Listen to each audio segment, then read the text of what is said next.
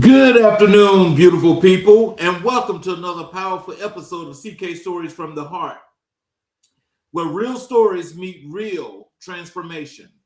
I'm your host, Charles King, and today we're stepping into a conversation that promises to shift perspectives, stir the soul, and remind us of the power of reinvention. Our guest is a man whose life reads like a masterclass in resilience, authenticity, and purpose. He has spent more than 3 decades pouring into communities across the world, from North America to Africa, from Europe to the Caribbean, touching lives with his voice, his message, and his unwavering commitment to human growth.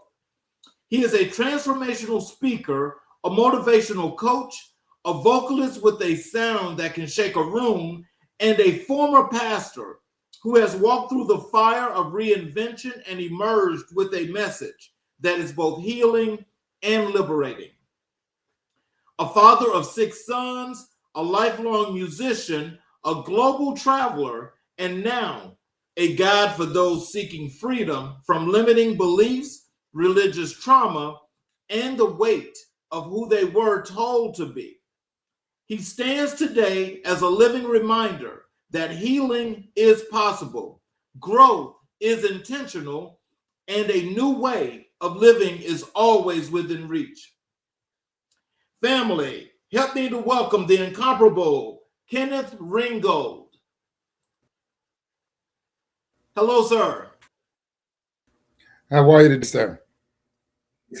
I am just excellent. Thanks for being with us today. Yes, sir. I can most definitely hear you. Before we get into the show, is there anything you'd like to say to the audience before we get going? Yes, I just like to first thank you for inviting me on. I'm honored for the opportunity. And also, as those of you that are listening in, I always say to everyone, come with an open mind and open heart. And we're going to have some candid conversation. And hopefully we're going to learn something before we leave out of here today. Yes, sir. That's definitely a good thing. I definitely appreciate that. So what I like to do first is to give people the opportunity to learn about who Ken it was before you became this outstanding speaker and motivational person that you are today. Can you tell us your journey spans ministry, music, travel, and transformation. When you look back, what moment feels like the true beginning of your story?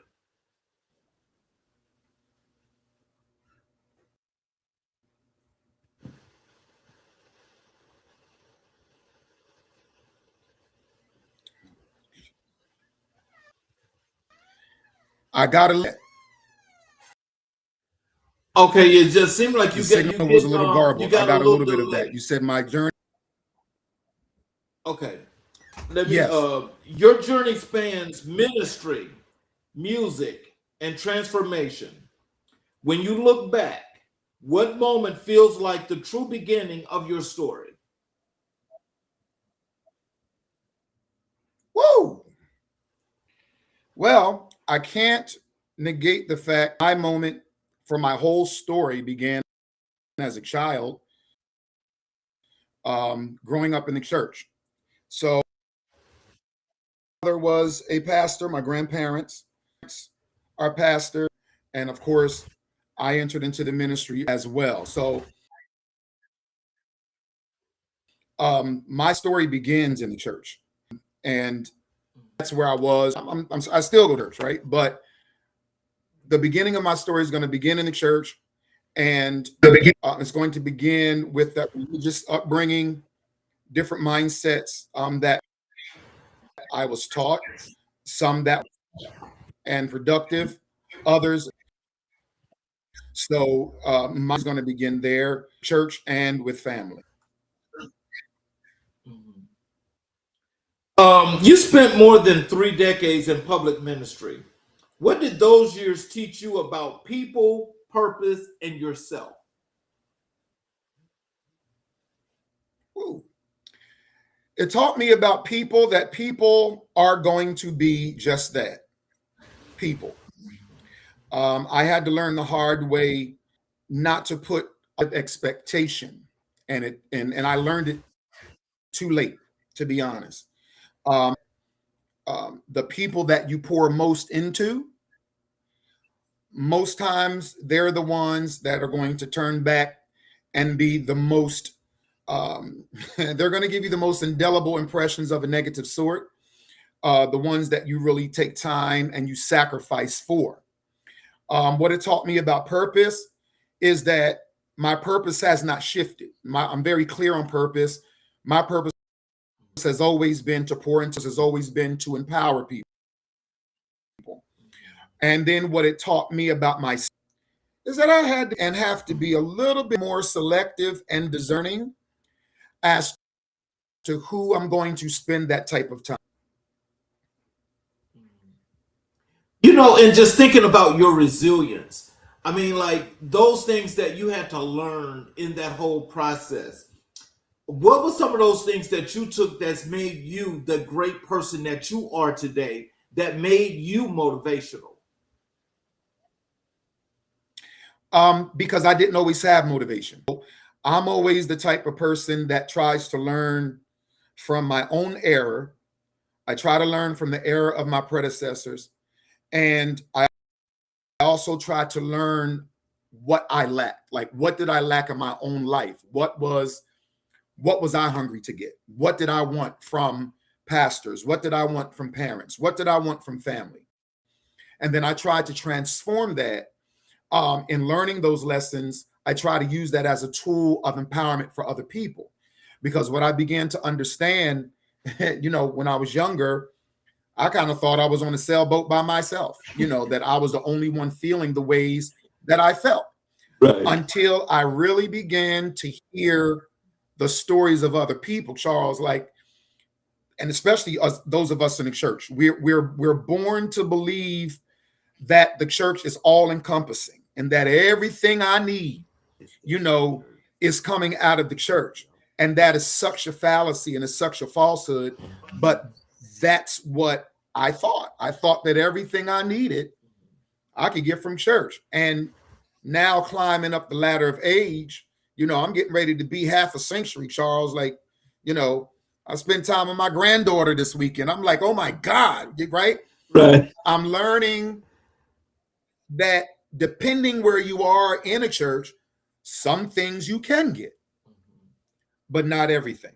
So I had to come to that harsh reality after being a third generation church boy, and trying to get everything I needed from that experience, but then falling short in many ways. So I try my best to use my pitfalls, my disappointments, my failures, my own, insecurities that I had to try to pour into other people to let them know that you can do what you have to do.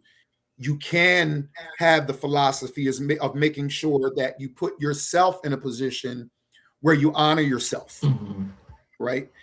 And when you honor yourself, now you can love other people. When you love yourself, you can love others. Because I came from a background, I did not love myself, so I didn't know that.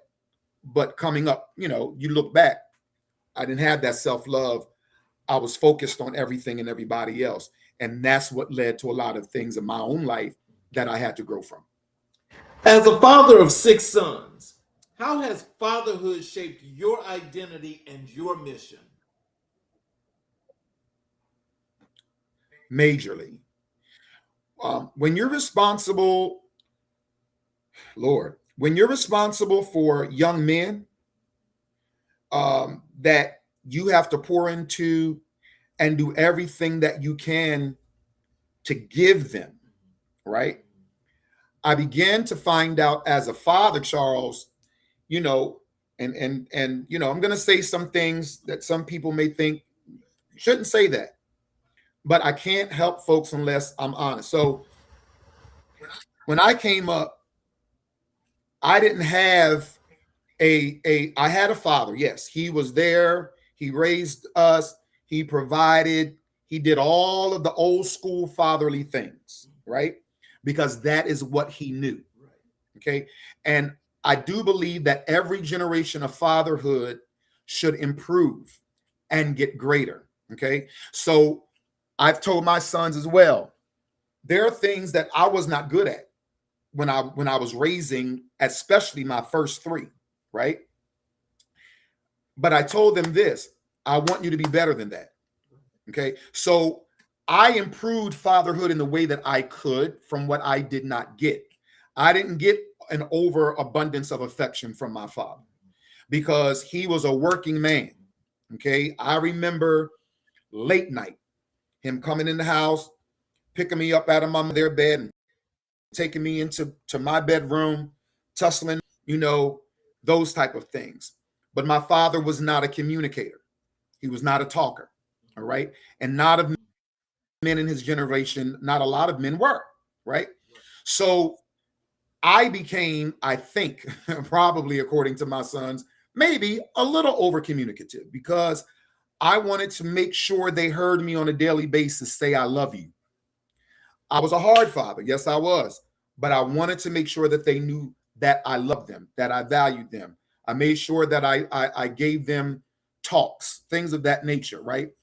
And that was one of the things that I learned being a father that kind of transformed me and still in being communicative because I was not always communicative either. I was one that held a lot in. I tried to show what I did through action versus being wordy, right?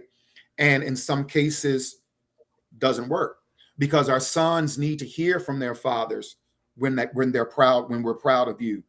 We love you, not just when you fail or not just when you need to be disciplined, right? We need to hear those things. So it really transformed me in being able to say certain things. The statement, I love you, from a father to a son carries so much weight. I'm not talking about on birthdays. I'm not talking about, no, on a daily basis. I love you. Yeah. Just those three words, it brings everything I think into perspective for a son. So that's kind of how fatherhood really transformed me. I had to learn how to talk to my sons and not to be an overly disciplinarian because I failed at that at first. And I had to learn, sit down and talk to your sons. Find out why they're doing this, going on with them, so that I can be a better father for them.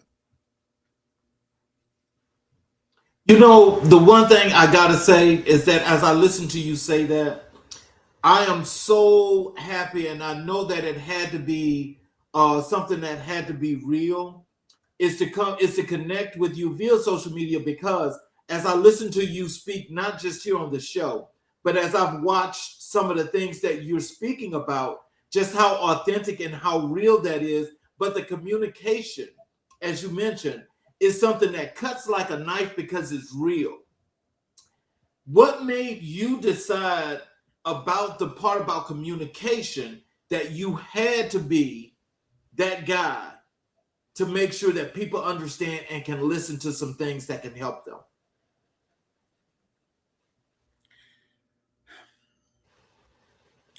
People want to be heard, right? And learning from my sons. Now, the first three, they kind of tell the last three, man, y'all got it easy. when we were small, it wasn't no talking. You did certain things, pop came down, right? And in some instances, I'm glad I came down.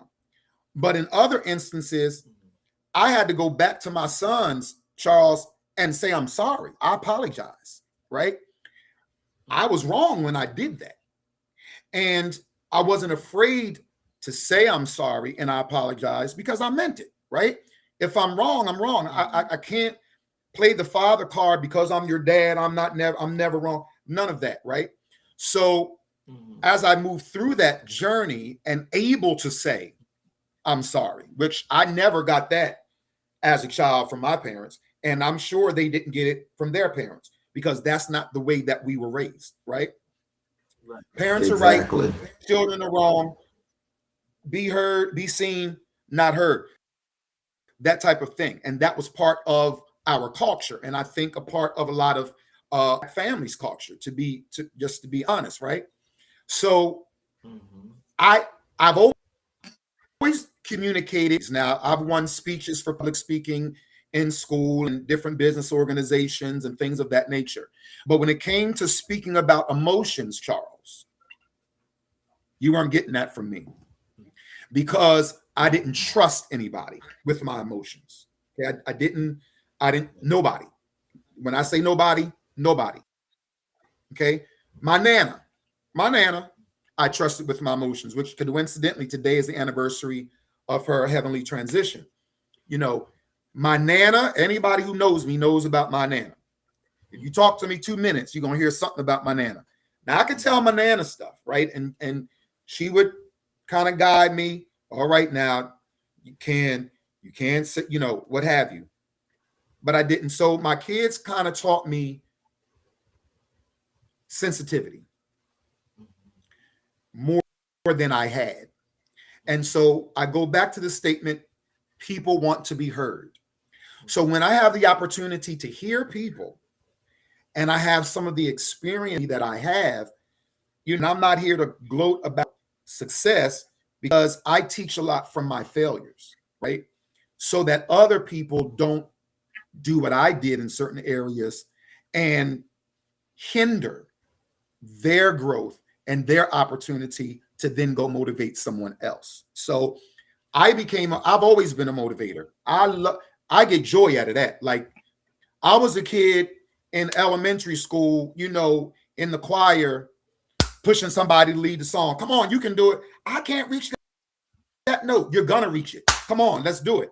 I've always had that type of personality about myself to motivate other people, because I felt like I didn't have a whole lot of motivation. I just had a lot of expectations. And see, when you put expectations up and there's no motivation to get there, it's just expectations, do it, or there's a consequence, you're not going to get the same, fruit. If you're going to put an expectation up for someone, parallel that with motivation and help them to get to where they're going. So you've traveled across continents. What cultural experiences impacted you the most?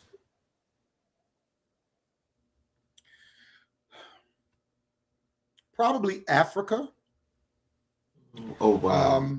I think going to Kenya and Uganda impacted me the most for a couple of different reasons.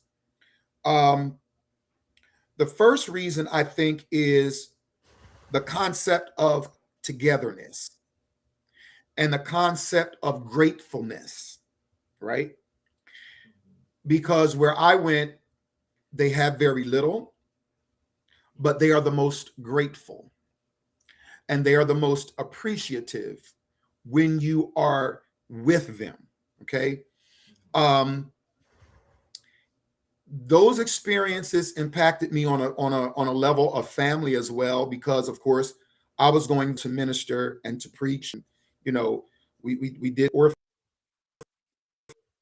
meetings and, you know, the whole nine yards. But there were also some dangers also of being there, because at the time the Islam was doing a lot of persecutions that came there. So kids, you know, gone. You know, I had to prepare the possibility. They had to put me in. I had to be gone by nightfall.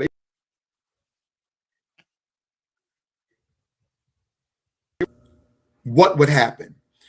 So that taught me a level of sacrifice. It taught me a level of gratefulness. And it taught me a level of not being so spoiled in my own head because of my American experience. Loved it. I think out of all of the places that I've been, Kenya and Uganda were the most eye-opening for me when it came to those aspects. So what was the hardest chapter of your life to walk through, and what helped you keep it going?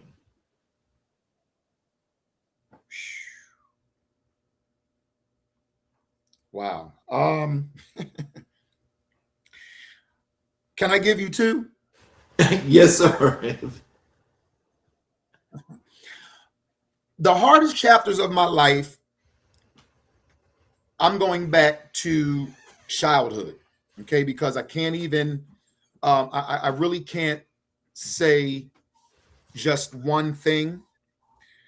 My childhood was a train wreck as it relates to my school experience, as it relates to entering into ministry very early.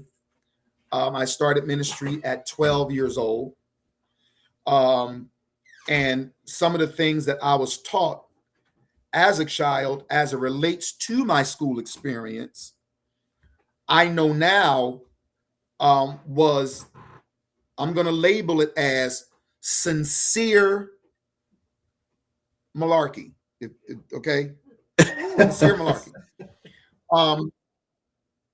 I don't think that anything I was taught in my childhood was anything of a malicious nature or purposely driven to be negative, but it ended up being negative. All right. And so the first thing was my childhood. I was bullied every day of my life. You know, I was a church boy, you know, going to school, you know, I'm preaching in school. I'm you know, it fostered a lot of low self-esteem for me. Right. I was depressed every day of my life when it came to my childhood, anywhere from third grade right on up to high school. Every day of my life was a challenge to live. I had suicidal tendencies. It was a mess. And I only was able to survive music. It was music. It was the relationship with my auntie that I had that kept me moving through those, you know, through those years without calling it quits in life. So that was the first chapter. What that taught me was you got to be tough in order to get through certain things. That taught me toughness, right? And so some people that have known me down through the years, they're like, "What's wrong with you?" Nothing. I'm getting ready to turn 50. There are certain things I'm not playing with. All right. And there are certain things that I'm not allowing to happen in my life. Period. Point blank. It doesn't matter what you think about it. I have to be on a certain trajectory because you don't know that part of me. All they saw about me was dancing, preaching, you know, singing in church. That's all they knew. They didn't know me at home crying all night. They didn't know me at home trying to figure out how to commit suicide, right? They didn't know any of that, right? And for the few people that I confided that in, the only answer was pray. Pray. I'm the prayingest young man you ever going to meet in your whole life. What do you mean pray? I pray all day, all night. I'm probably the only teenager you would know in all night shut-ins, prayer meeting. You couldn't pray no more than I did, but it didn't fix it. It didn't fix it. I had to learn how to be tough, and I had to learn how to deal with people as they are, not as I thought they were. Oh, wow. So that was the first thing. The second was going through a divorce, making a decision to shut down my ministry when it was still moving. Okay. Now, some folks have to shut down their church. I didn't have to shut mine down. I did it voluntarily. Okay. Because I began to see that all of these years that I have put in, not perfect at all, but sincere toward people and sincere as I mentored people. I have products of ministry literally all over this world, right? When I went through what I went through, the silence was deafening, Charles. Deafening. From the same people that I walked through sickness, the same people that I walked through divorces, the same people that I walked through being homeless, The same people I walk through from getting ready to get kicked out, I'm giving them my money, and then I'm having to figure out how I'm gonna pay my bills. All of these things, right? And the response from the majority of the people that I fellowship with was silence. Oh, wow. And I went through a very, very dark and dismal place, but it taught me I got to keep my eyes off of what people do. And I've got to, my grandmother had a saying, love me, show me, show me. And I had to see the people that did love me, which were very few, that stuck with me, right? When I was in a place, what they deemed to be low. When I was on my high and I'm traveling and I'm doing all this stuff, oh, he's so great. When I go through, they forget that I walked them through where they went through. So I learned about people, and I learned about the church culture. Not that I didn't know, because I did, but certain things I did not really speak to unless there was a certain situation that I had to deal with. I wasn't on Facebook. I wasn't on Instagram like that. I wasn't even into social media or anything like that at those points. So that taught me you got to look to yourself, and you have to have a relationship with God, just God, right? And the church piece, you cannot replace God with church. You cannot replace God with religion. It's a whole different track. And you have to know that, but you don't know that until you go through that. Okay. So those are the two darkest places of my life that I would say that brought me to moving and just changing my whole flow and my whole mode of operation, so that I can not only survive, but that I could actually thrive and help other people through. All right. So I want to thank each and every individual for watching, those that's been watching up to this point. Now we're about to hit some points that I'm sure that Ken is going to say some things that's going to be able to help each and every individual. So I suggest that you guys listen. I want to thank each and every individual that's been watching up to this point and watching this show, because this show, I promise you, is going to be powerful and impactful. So as we move into this next part, because this is the thing that caught my attention from watching you, your work as a transformational speaker. And you're known for challenging limiting beliefs. What are the most common mental barriers you see people struggling with today, and why is that?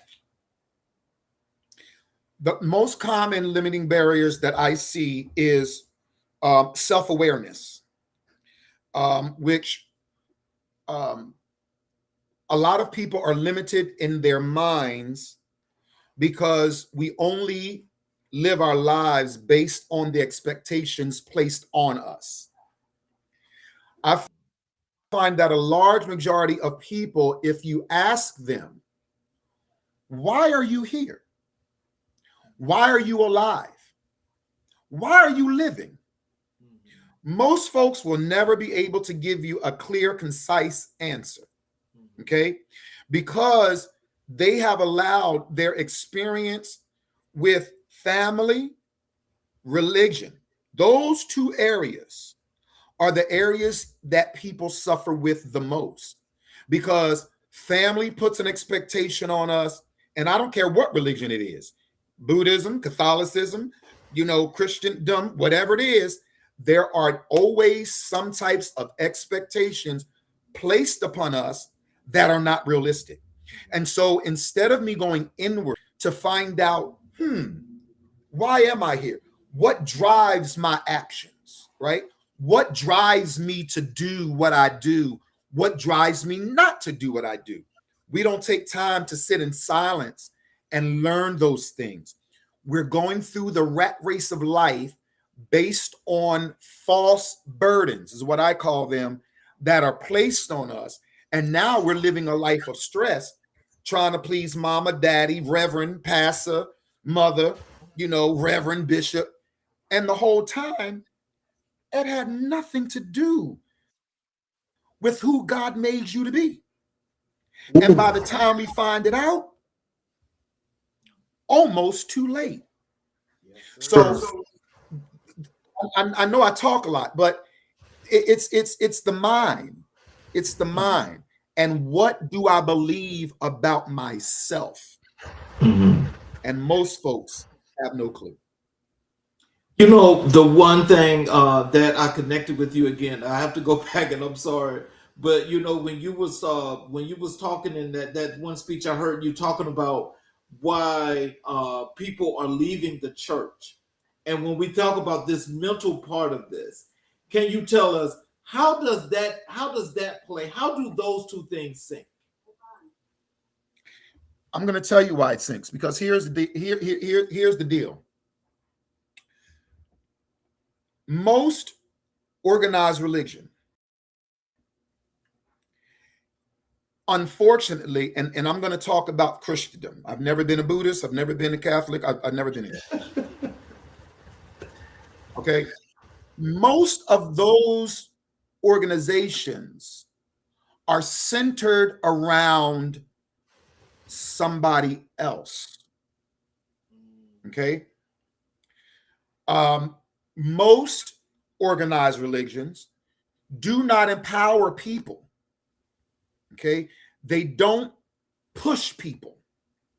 They don't acknowledge the talents of people, whether it be business, whether it be music, whether it be,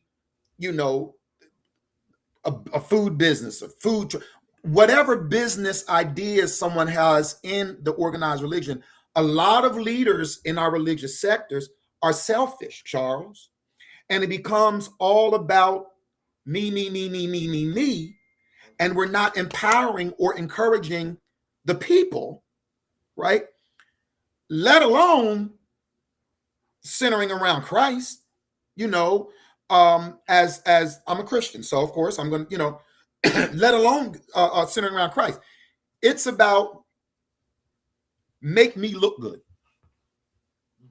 make me feel good, and the people attending are dying in the seats about perception. And because we have a opinion of ourselves, okay, right? Yes. But what's your purpose? We got what the pastor's purpose is, I guess. Right? We got that. What are you supposed to be doing? And again, it goes back to we're supposed to get everything from the church. You know how many folks are in church right now that was supposed to start a business 30 years ago, but they can't?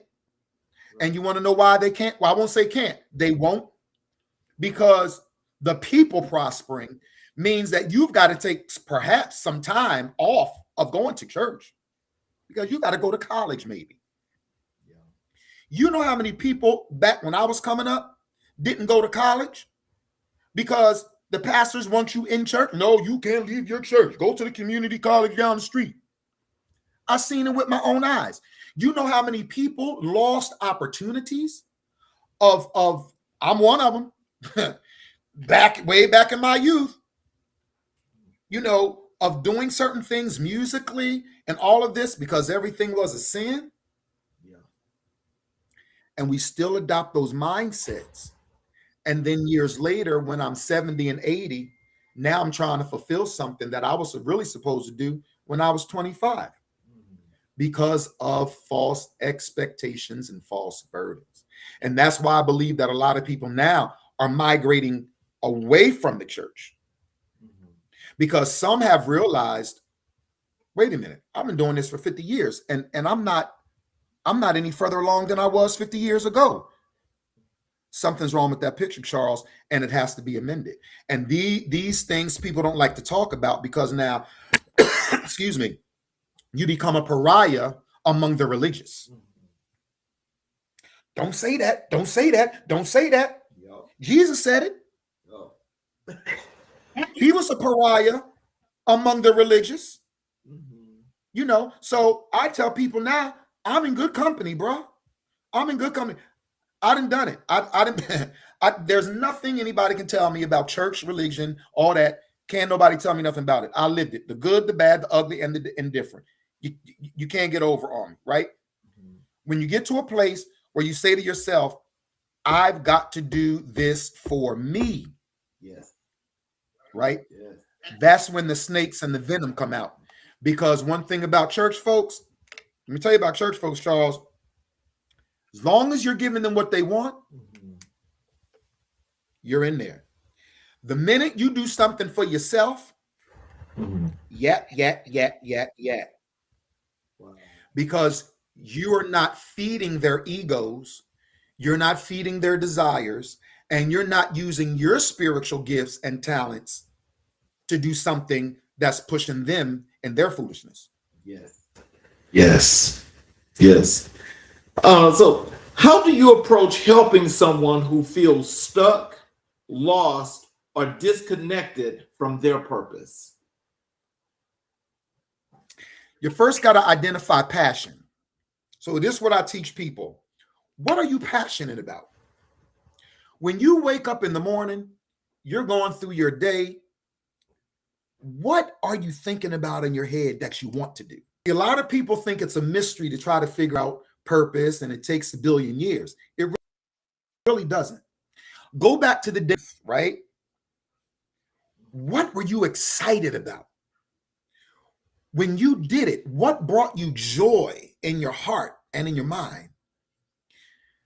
And when you can think about those things, a lot of times your purpose is attached in that vein. Okay. For some folks, it was music. For some folks, it's drawing, it's art, it's paintwork, right? For other folks, it's motivating, right? What gives you drive? What can you do if somebody called you at 3 o'clock in the morning and they told you to do this and you would pop up out of your seat ready to go? That is going to be a part, that's going to be aligned to who you are, right? I didn't have to rehearse for this. I love doing this. I don't have a script. I can do it. If you call me midnight, Charles, I can motivate. If you call me 2 a.m., I can sing. Love it. That's who I am, right? So have I done things to accentuate that? Of course. Have I had mentors to pour into me in certain areas? Of course. But that raw talent, that raw desire is there. So you have to see what brings you joy and build on that. So, what does authentic living mean to you, and why is it so important? Authentic living. Authentic living means this to me. Living in a way where I can look myself in the mirror before I go to bed and go to bed in peace with no tossing and turning, right? How I've conducted myself in that day. Have I fulfilled the purpose in that day? Have I helped someone in that area? For me, it's motivation, music, movement. Fitness is a big part of my life. You know, I coach folks in their fitness journeys. Love it. It's part of what I do daily. So authentic living for me is moving in that musical space, moving in that motivational space, moving in that fitness space, and making sure that the things that I do is leaving a lasting legacy. When my kids put me in the ground, I've lived authentically without having to think about the opinions of other people, right? Because I've been there, right? I'm in the place of my life, Charles, now where people's opinion of me, guess what? I can care less. And people say that, but I can really care less because at this point in my life, I've done that. I've lived my life for other people, right? I haven't done things because other people didn't want. Nah, because when you live your life that way, you also will live a life of regret. When you don't do what you're authentically blessed and gifted to do, you will eventually look back and say, I could have, would have, should have. And by that time, hopefully, we can have a little strength left in our life to change it. But in many cases, it becomes too late. So for me, authentic living is doing what I need to do for myself, for my seed. That is who I am, right? Without someone giving me backpedaling and then me saying, okay, never mind. Nah, full speed ahead. It's full speed ahead. So you speak often about healing. What does healing actually look like in real life? Healing in real life means this. Healing does not mean that there are no scars. Healing doesn't mean that there is not a I don't even want to call it a residue, but maybe a residue, right? We remember the wound. But healing means that I can press forward without the regret of what once was. I can move forward with the experiences that we have had that have brought hurt. But now I can build upon that hurt, right? Healing has everything to do with building again. Healing has everything to do with restoration. Healing has everything to do with smiling again and enjoying the quality of our lives again, right? Those that could not smile can smile now. Those that could not laugh can laugh now. And those who could not grieve before can grieve now, right? There are certain things in the last 6 years of my life, there are certain things I never processed. Never processed. I skipped right through them. And in the last 6 years, I've been able to sit through them. Some things I had to cry over. Some things, be honest, I cussed over. Something, whatever. I had to grab that moment and move through it, right? And just the ability to cry is a healing process for some. And when you're finished that, you begin to see, surely like the scripture says, all things really do work together for my good, right? Because I do love him. I'm called according to his purpose. So it didn't feel good when I went through it, but now I can look back and I can say, in some areas I'm healed, and in other areas I'm still healing. Some areas I still got the Band-Aid on, but I'm not where I was. So that healing process means that I can communicate about it. I can help others through it, and I can share with them without those feelings. Well, and as you think about that, and I love that process. But what is it that you actually do, and what should people take from that wonderful answer, though, as to how they can also do some self-improvement and making themselves better? Because a lot of times people, it takes a while before they get that inspiration and that motivation, but something has to happen in between that they have to do. What are some of those things? One, you've got to acknowledge that you've been hurt. When you talk about healing, you have to acknowledge the hurt. Acknowledge it. Sit down somewhere, live through that memory, right? Live through that. Feel the emotions attached to it, right? And especially for men, because we've been taught not to feel. Feel through that. The second thing after you acknowledge that is validate how you feel. That it's okay to feel hurt. It's okay to say, I went through this these emotions. I went through this experience, and now I'm hurt. Acknowledge it.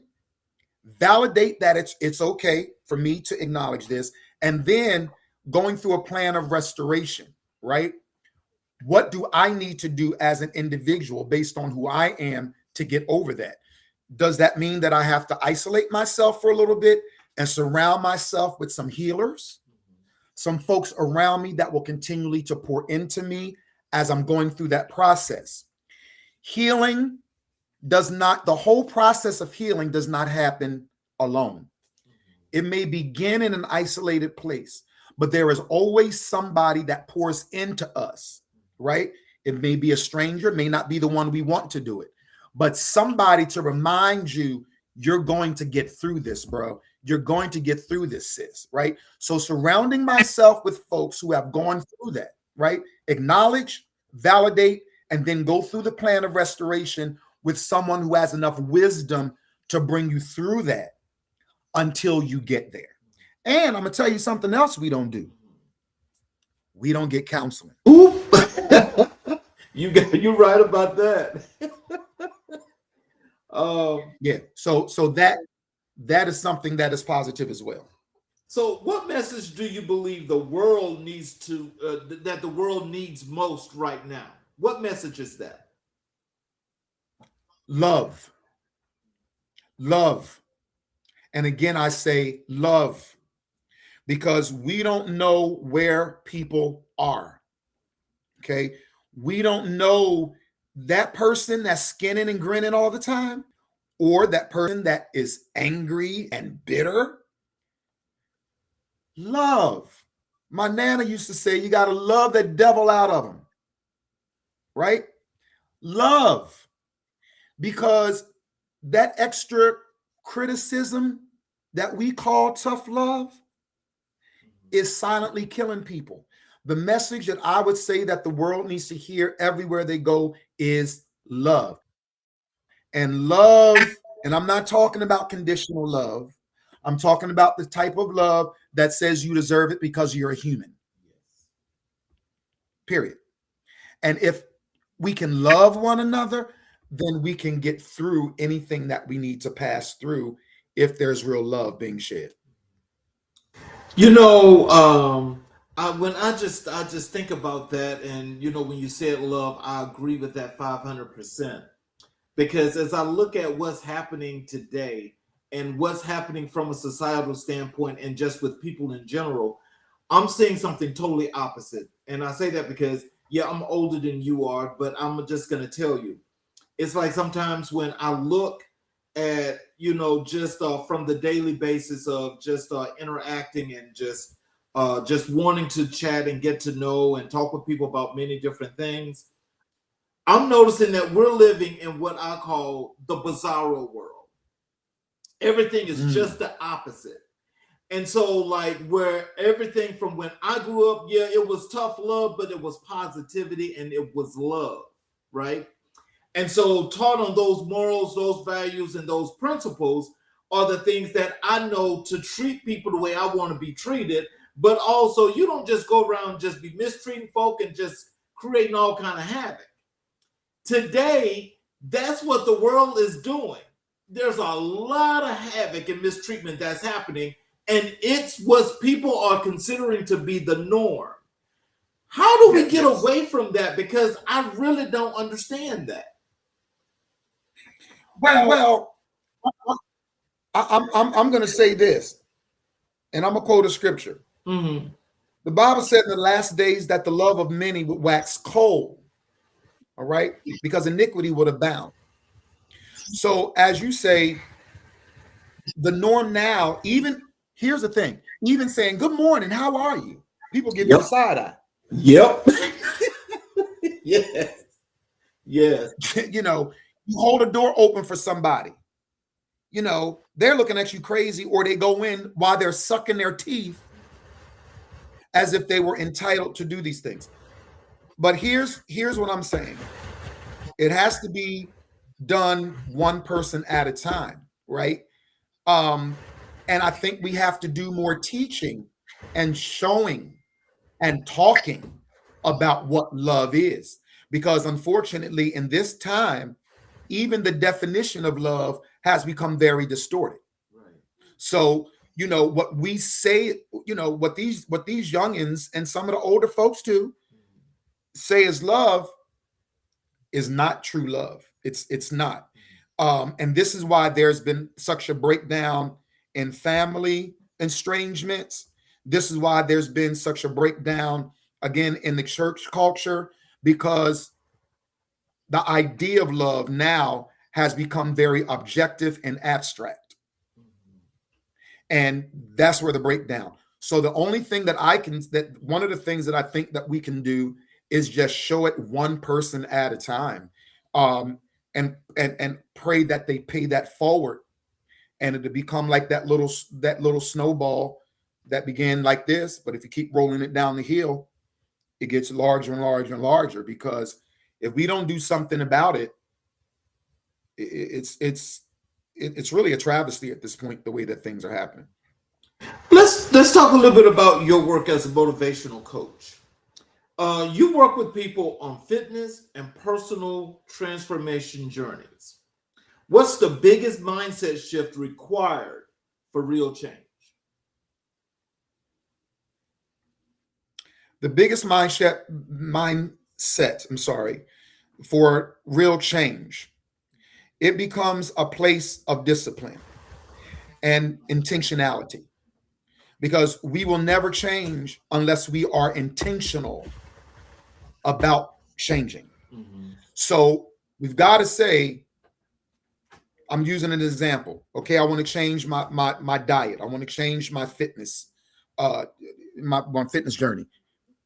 I've got to be intentional about it and say, I'm going to do A, B, and C. Right. And I have to have the discipline to go along with that intentionality until that discipline grows into desire. So intentionality, I think, is one of the greatest things, even beyond motivation. We have to be intentional, because every day, to be honest, I love the gym, but every day I'm not motivated to go. Right. Now, once I get in there, I'm good. But I have to be intentional. When I wake up in the morning, I'm going to the gym. That's just what it is. But I built that habit over intentionality and then discipline. So I'm slashing that with intentionality, discipline. And I think that once we become intentional, we have a good path forward. So, how do you help people rebuild confidence after years of self-doubt or negative self-talk? I like to give people things written, right? I'm very big on writing things down, and I'm very big on affirmations, right? As a man thinketh in his heart, so is he. We have to retrain our mind. That's what I had to do. You know, I grew up being insulted, called all kind of names, all kind of stuff, right? I had to rewire my own mind, and I had to do it myself. Okay. I had to rewire my mind. I had to look at myself in the mirror, and I had to speak the opposite of what I thought about myself. Because here's the thing. If you listen to folks long enough, I don't care whether it's a lie or a messy truth. If you listen to it long enough, it's going to become a part of your own behavior and your own belief system. So we have to be very intentional again of rewiring how we feel and think about ourselves by using this pink rag in our mouth called our tongue, and look at ourselves and say, I am blessed. I am positive. I am successful. You know, I am a world changer. Whatever it is that we're doing, we're speaking that in the present tense and never in the future, because my mind has to take on a new identity, right? So shifting the mind begins with what I say to myself. And then when I begin to say that to myself, what the good Lord above does is he sends folks into our lives that are in alignment with what I've been speaking to myself all along. And now they begin to confirm that. And now I have a circle of people who believe in me because of what I believe in myself. Now my behaviors begin to change. Now who I hang out with begins to change. Where I go, everything begins to change, but it all began with me speaking to myself about who I need to be and who I am. So, what role does discipline play in transformation, and how do you help people develop that? You got to coach them and hold them accountable. The thing with coaching is we have to have an accountability partner, right? So when it comes to fitness, when it comes to changing our lives, you know, communication with the right person, right? I've got to communicate with folks. You know, I'm texting folks. What did you eat today? Send me a picture. I need to know. Oh, well, I had a good breakfast. I send me a picture. I need to see what you're eating, bro. You telling me I need to see that accountability. When people know that I'm going to check in on them, Right. when they know that I'm going to give them a call, hey, how's your day going? Oh, I'm doing good. It don't sound like you're doing good. Talk to me. It gives people that outlet to be heard and to share their experience, get it off of them. And now I can bring them into that place of accountability and discipline, right? So discipline knows Ken's going to make sure your workout is at 3:00. It's 2:55. I don't see you walking in the gym. So I'm sending you eye emojis. Where you at? That breeds accountability and discipline because they know they have a partner that they're responsible to. So, what's one practical strategy someone can start using today to change their life? One, decide if you really want it. Do you want change? If the answer is yes, get a pen and paper and write down. This is what I tell people. Write down 3 to 5 things that you want to change in your life. Put them on a piece of paper. I want to change this. I want to change that. I want to change that. It'll start with I want, right? Depending on how that goes and what memories come up, boom, boom, boom. The next thing is identify the obstacles to what you want. What obstacles are coming against the desired changes that you want to see in your life? And get with someone, if you can't do it on your own, like a coach or a motivator, someone who's been down that road before, and say, let's partner together and figure out what plan we can make to overcome these obstacles. I want to do the business. I want to get my life right in my finances. I want to get my fitness life together. These are the things that over the last 1 to 3 years have kept me from doing that. And get a plan of accountability together that every single day, this is what I'm going to do. And once you have those obstacles set, once you get your plan set, here's the next thing. Put it on your calendar. When I wake up in the morning, I'm doing this one step. I'm going to look and to see what the business license is. I'm going boom, boom, boom, organize it. And then that accountability partner that you have, y'all sit and talk about it, what had happened, and then celebrate every win that you made. And that's going to bring some discipline. It's going to bring some motivation. I'm assuming that this is your son. Put this on the screen. Your dad. Okay. Yeah. That's Izzy. What's up? Yeah, that's Joshua. Well, we call him Izzy. Okay. What's going on, boy? So let me just say this as we move into the next part here.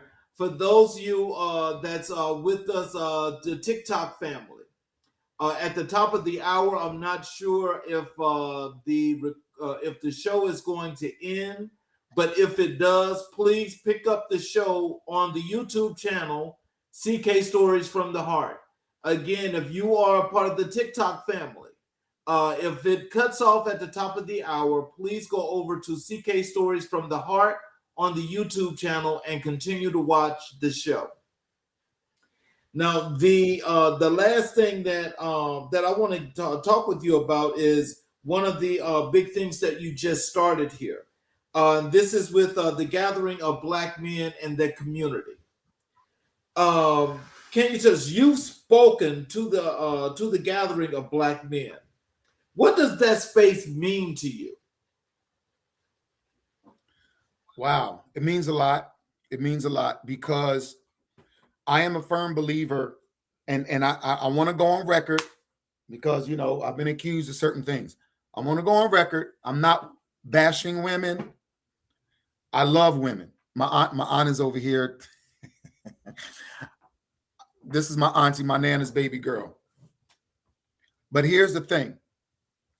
We are supposed to be in places to lead, to inspire, and to move forward. And men don't normally have a safe place to talk about the emotions that we carry. Okay? We have emotions. I made a post earlier that men are people too, right? And because of how many of us were raised, we're not given the privilege to say, I'm sad, I'm depressed, I'm having a challenge. Because at that point now, we are being classified as weak. We are being classified as whatever other names we want to make. Man up. You know, the saying is nobody cares unless we're rich or we're dead. Okay. And unfortunately, among many groups, that is 100,000% true. Okay. So it is important. Yeah. Yeah. It's important to me that Black men understand. I'm hearing a feedback. Is that me? Did I do something? That's you. Okay. It's important to me that Black men understand that when it comes to society, when it comes to family responsibilities, all of these things, that there is a safe space where we can come together and we can be ministered to.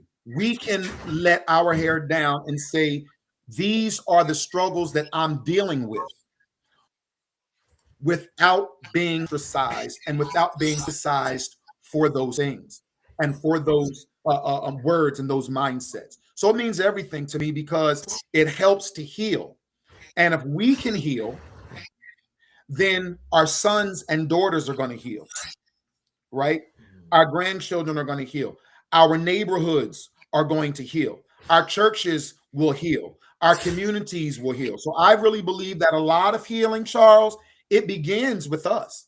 It really does. Yes. Because unfortunately, it takes a man to know what a man goes through, right? Yep. Others can observe it, right? Yes. But to walk through it, it takes you as a Black man with experience, right, to speak to us as younger Black men, right? Yep. That's everything. It's everything. Yep. As you did that live last week, because I watched that and it was very powerful. And what I wanted to say, I'm going to say this on air, is that I give you all the support in the world that you need, because there's so many spaces, that are taking place around the country, around here in America, where Black men are trying to establish just what you're doing right now. And so I think the more of something like this that happens, it more than allows the healing. It allows Black men in particular to get all that lift off the shoulders. Because yes. I think what a lot of people do not understand, it doesn't matter about if you're in a Black culture or not, but just being a Black man, there's so much stress and pressure that's put on you to do so many things, but nobody ever wants to acknowledge you. And so this is what disallows, to me, in my opinion, this is what disallows you not being able to have the ability to express how you're feeling. And so I think what you're doing, I think many people need to jump on board with this. Many Black men need to jump on board, because we do need that space, that safe space that allows Black men to actually just come to that inner peace. Yes. And so what made you want to actually do something like this? I've been thinking about this, Charles. When I say I've been thinking about this a long time. It all goes back to, okay, you go to church. You see a lot of women. Okay. Now, there's a whole lot of reasons for this that we don't have time to talk about now, right? But hear me out. Right. A lot of women, not a whole lot of men, right? And different spaces, when you talk about healing, women are going to talk about it with themselves. Okay. Yep. And as I said on live, Facebook Live, and I will repeat, and they're going to talk about us. Okay. Yep. Now, here's what happens with men. Men can be struggling in their marriages. Excuse me. Men can be struggling business, in their sexuality, all of these different areas. And you can be close with one another. But guess what we're going to do? How you doing, Ken? I'm good, bro. I'm good. Let's go get something to eat. We're not talking. Right. And so now I think, you know what I mean? But that's the way we are. And then, and I remember, you know, having conversations with my aunties and, you know, my ex and different ones. How they doing? I'm like, yeah, they're good. You know, well, what happened? I don't know. What you mean you don't know? Well, we didn't talk about it. You know, we just hung out. You know, we just went to eat. Y'all didn't talk about. See, men, we have gotten our strength just by being around one another, right? And it's that energy of I'm with my bro.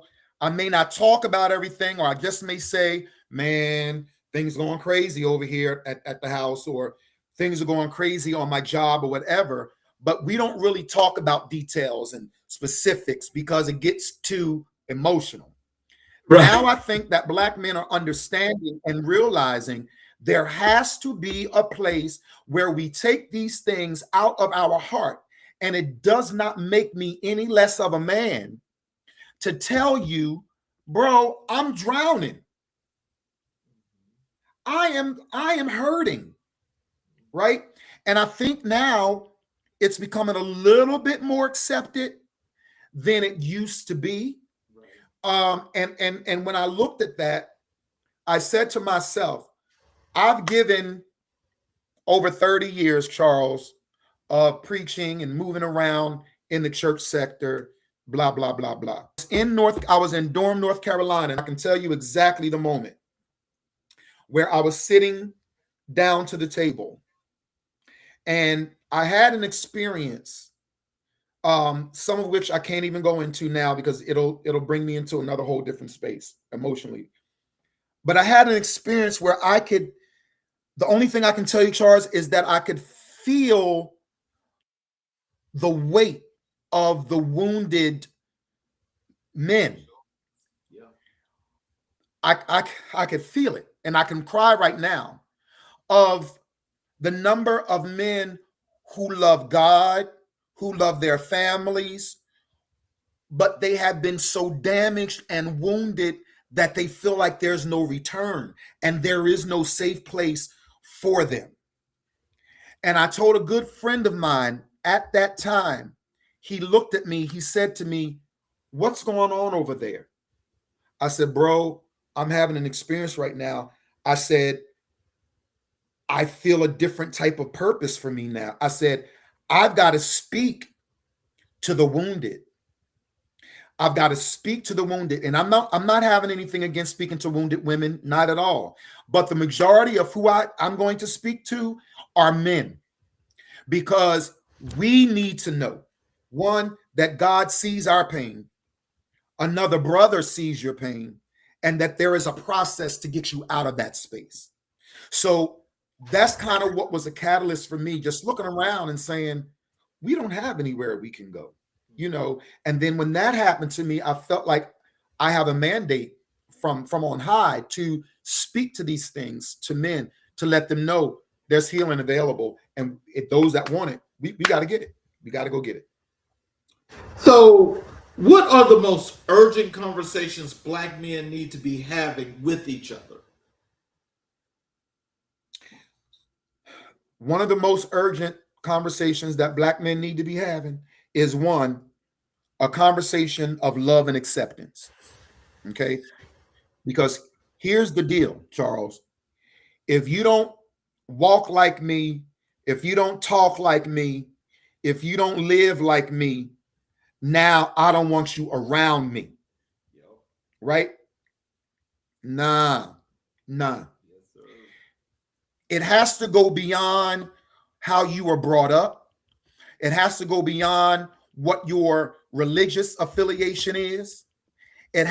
All of that needs to go, because at the end of the day, speaking as far as Black men are concerned, when it comes to racism and when it comes to all that stuff, whether you are a Pentecostal black man, a Catholic black man, a straight black man, a gay black man, or whatever black man, when it comes to racism, they don't care about none of that other stuff. They see you as a black man. I have 6 sons. Okay. You know, they don't care what shade. I got light-skinned black sons, I got brown skin. They don't care about none of that. They see a black man, right? Yep. And when racism is executed against us, all that other stuff don't matter. And I'm gonna tell you something else. Racists that don't even like each other will unite when it comes to fighting against black men. Right. Okay. So my question is, why do we allow certain things to divide us as a race of people if we're supposed to love ourselves? Yes. So that's the number one. That's one of the conversations that need to be had. Why do you not? Why do I treat you differently because you got green hair? Why do I look at you ring and I'm a little bit more conservative in how I dress?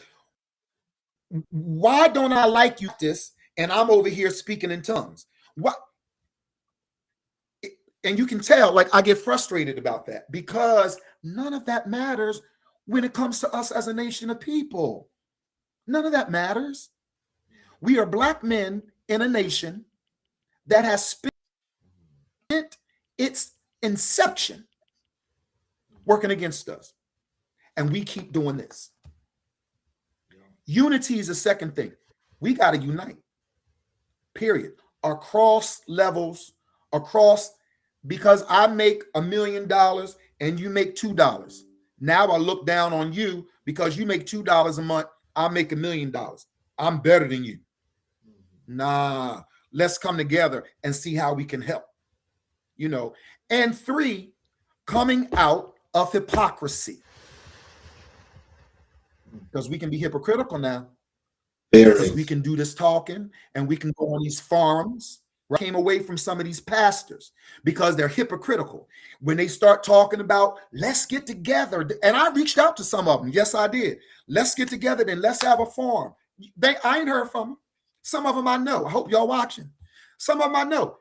They ain't get back. You know why? Because I'm not the traditional preacher that they once knew now.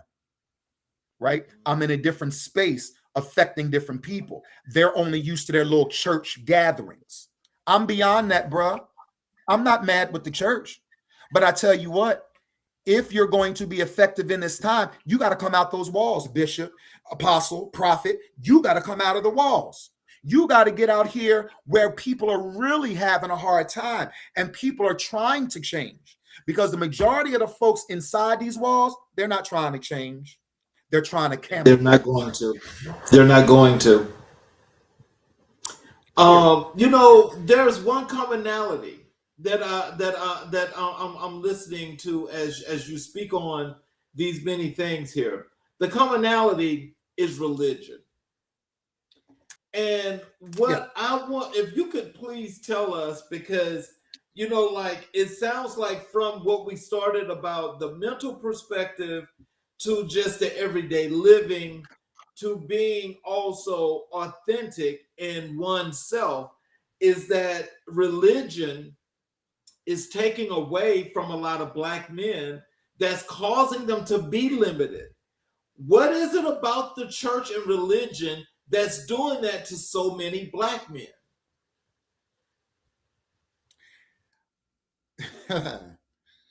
Pandora's box, Charles. Pandora's box. First of all, and I'm going to say this, and I'm going to say this, and I have to preface this. My grandmother was a pastor. She's a woman. She was a woman. I am not against women in ministry. Some of the most powerful influences that I've had in ministry were women. I'm not against it. So I'm laying that type of foundation. Whatever your biblical belief is, that's everybody's thing. My belief is I don't have anything against it. But here's the next thing. We have too many people, both men and women, in religious sectors that are emasculating the men from their places of authority. Right? And when I talk to men about why some of them are not going to church, it's not that they don't want to go, but when they go, they don't see themselves represented in leadership. So how can I, as a man, grow and there are no available male mentors? Right? Even if it's not the pastor. But you mean to tell me, as a man, if I have an issue about my manhood or about my life as a man, that I'm going to be counseled by a woman who's she's never been a man. Come on. So that's the one thing. You can't understand how it is to be a man no more than I can understand how it is to be a woman, right? Now, I can give you what I heard from my grandmother, give you what I heard from my mama. I can tell you what my auntie says, but I can't give you any real life experience because I'm not a woman, right? So that's the one thing. Men need to be able to mentor men, period. Okay. And where there's a lack of that, there is going to be, let's just say, some catastrophic events happening because of that lack. All right. And then when that happens, just like some are being, man haters or women haters and all that type of thing, some of that is, for me, is a little bit extreme. But there are definite advantages to men being in religious settings where we can pour into, and I don't even use the word religious, I'll ecumenical settings where we can pour into our younger brothers coming up. So religion plays, because when you look in the church, it's a lot of females are in the driver's seat. And like I said, I'm not against it, but you got to have some male counterparts somewhere to help these young men that are coming. Because if not, what's going to happen? What's going to happen? So, yeah, that's yeah. But you know what? We'll have to bring that back for another show, because that's really in depth. But that's also some insight, is that spotting a light that I think most people should actually take a look and see what's before your eyes. And you know what they say? Believe what your eyes see. Because some people today will tell you, don't believe what your eyes see, because that's not what you're seeing. Now, if you're crazy enough to believe a Jedi mind trick like that, when you knowing what you're seeing, that's a problem. That's just a problem. How do we build stronger, healthier communities spiritually, emotionally, and socially? Spiritually, emotionally, and socially. Spiritually, I think that we need to separate. I'm trying to be careful how I word this. We need to be able to understand that the church does not always equal God. Okay? And we need to understand that there is a change. Now, there's a change happening, right? There's a change happening in the world. There's a change happening in our communities, and there's a change happening in our churches. But when change begins to happen, Charles, the first instant, because we don't like it. Okay. Here is the deal. There are a lot of communities now, and I'm seeing it, where people are driving more in the spiritual sense in gatherings and homes now. Prayer meetings in the home, Bible studies in the home, because the church setting. I went to a church, I didn't hear anything about Jesus for 30 minutes, sitting in the church, just visiting the city on my way to work. Nothing about Christ, nothing about God, nothing about nothing. I don't know what they were talking about, Charles. I got up and I left. I gave them 30 minutes. I got out of Dodge. Okay. This is happening in a lot of places over the world. And if they do mention God, it's hatred being preached over the pulpits. Okay. If we're going to make a change spiritually, we've got to, if we say we love God, we've got to point people to God now. Okay. Not point people to Ken, not point people to, you got to be in church. No, point people to God and trust that whatever God wants for that person, that God is big and independent enough to lead that individual to where they need to be. Okay. So we've got to control out of spiritual things that men and women have in our hands. We have to stop trying to control that. All right.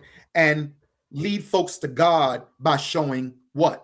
Love. It's all going to go back to love when it comes to spirituality, because until I know you love me, I don't want to hear anything you have to say about God, really, because some people's experiences God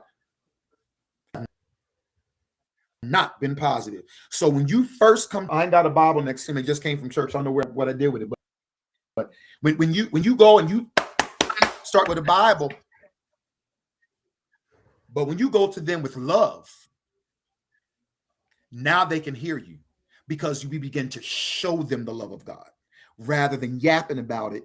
And then we do the opposite. So that's the first thing for spirituality. We got to point people to God and stop trying to fill up our churches. And then when they get in there, we beat them up. Got to cut that out. You know, we've got to let folks know that it is okay to, one, we forsake, I'm going to say it again, counseling. Churches now, we've got to begin to, it's nothing wrong to get counseling for the abuse that you had in your marriage, the abuse you had in your childhood, all of that type of thing. There's nothing wrong with having someone to talk over those emotions with. Okay. There's nothing wrong with having advice from a professional who studied these things, right? And having folks around us that are available, that are emotionally intelligent, Charles, and that are emotionally available and astute to what we are going through, where we can speak to these things and then receive from these things, right? And then what was the third one? Spiritual, emotional, and was it our communities, building stronger communities? Socially, Charles, I'm going to tell you, we got a lot of socially awkward people now because of distrust among our communities. We're giving everybody the side eye because we've been hurt, right? We've been hurt. I was giving folks a side eye, and some folks I'm still giving a side eye. I ain't gonna lie to you. But here's the thing.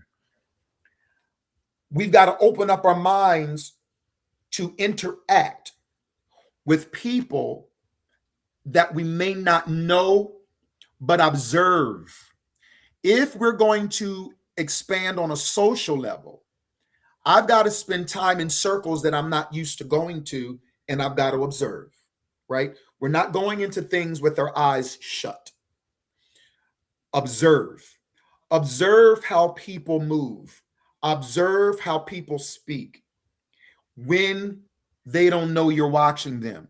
Because we do have to say, right? We do have to protect our heart when we are being intentional about improving our social parameters. And as a people, we've got to begin to know that everybody's not the devil and everybody's not out to get us.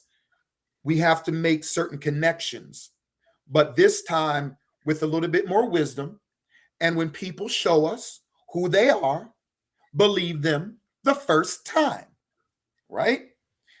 And not give people the knife to keep stabbing us over and over and over again. So I think that the whole thing in an enchilada, we got to take risks, period.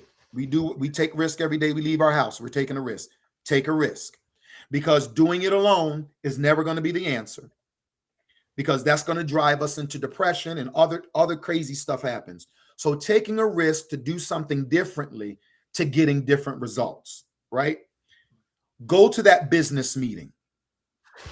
Go to that gathering where there's an empowerment session that's talking about lofty ideas, right? Not the house party across the street. Okay? Because we done tried that, right? No. Go to places that are going to cause us to reach up to another frame of mind, and that's going to challenge our way of thinking. And if we go to those type of gatherings, and if we surround ourselves with those type of people, then our people experiences will change. The problem with us, we don't like change. We just go from one thing to the next, but it's a linear experience. It's not evolutionary. And that's where we have to shift. So, what does accountability look like within community? Accountability within a community says, I'll take that. I'll take that hit, Charles, right? I'll take it, because love does not come without accountability. It can't be, because if you see me galloping toward a cliff and you don't say, can't stop,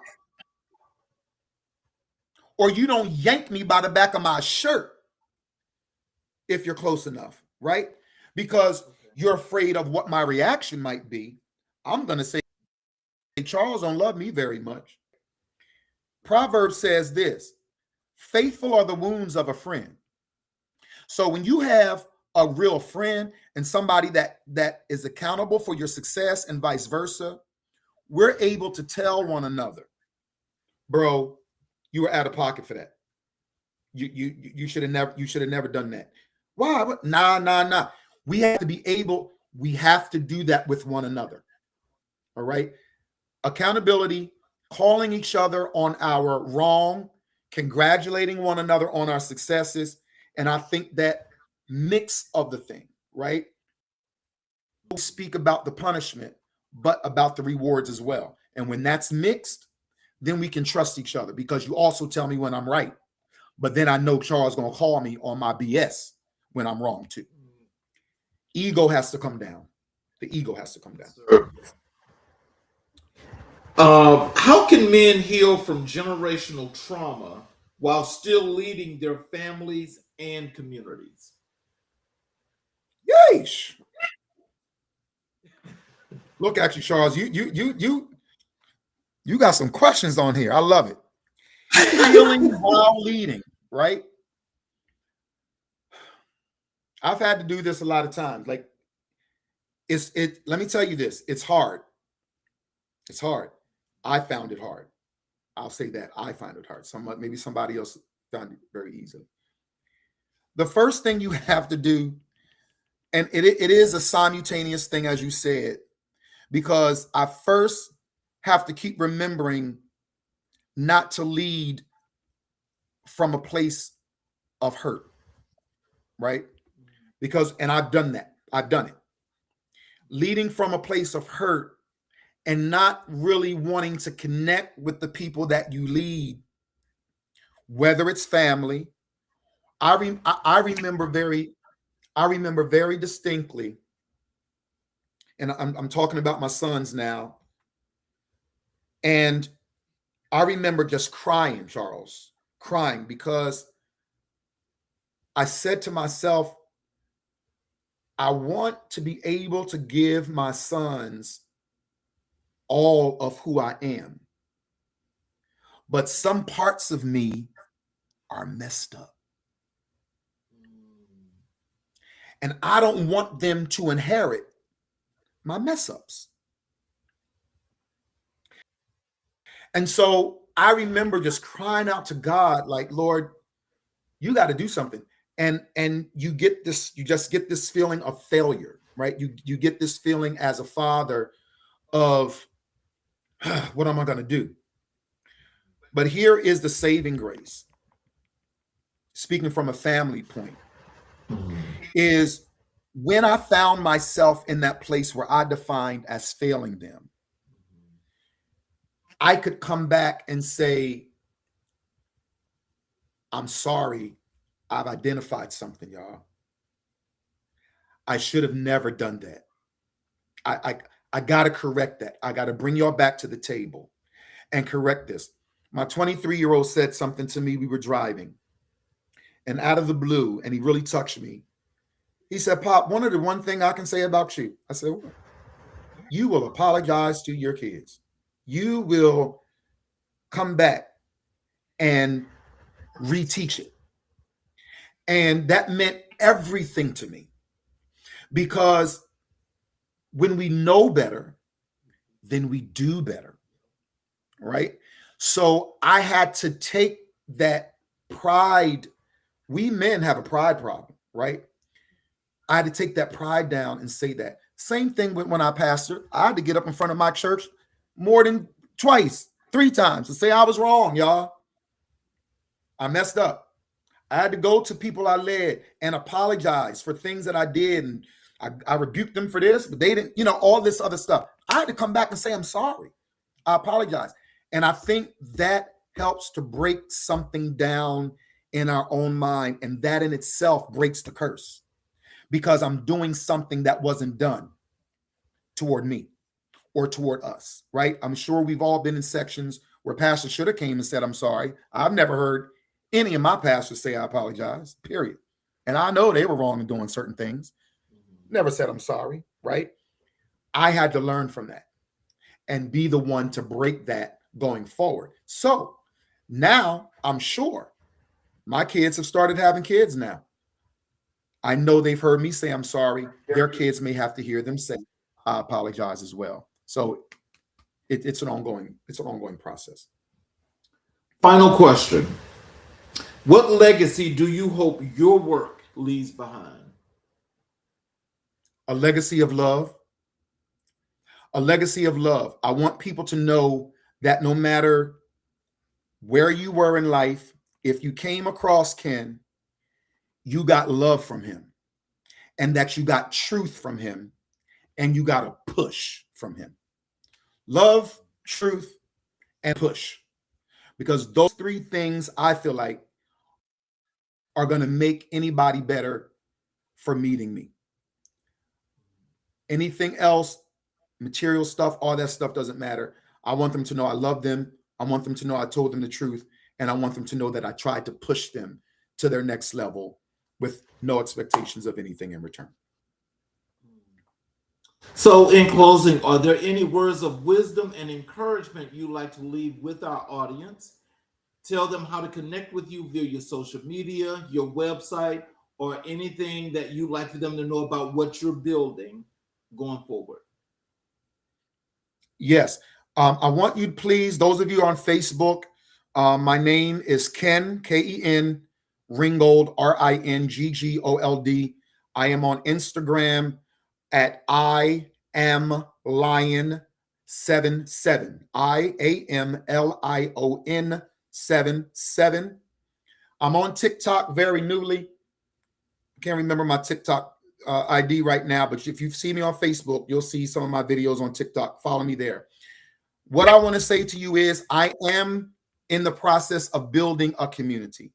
I am in the process of, and email me, Kenneth.Ringgold, the number 2, the letter N, the letter D at gmail.com. And let me know that you want to be a part of this community of men for motivational purposes, coaching purposes. I'm in the fitness arena. I do online coaching. Hit me up if you want to get to that fitness level that you're trying to get to. Diet plans, workout plans, the whole 9 yards. And I want to encourage you, okay, as we close, to know that you can become who you need to be happy in yourself.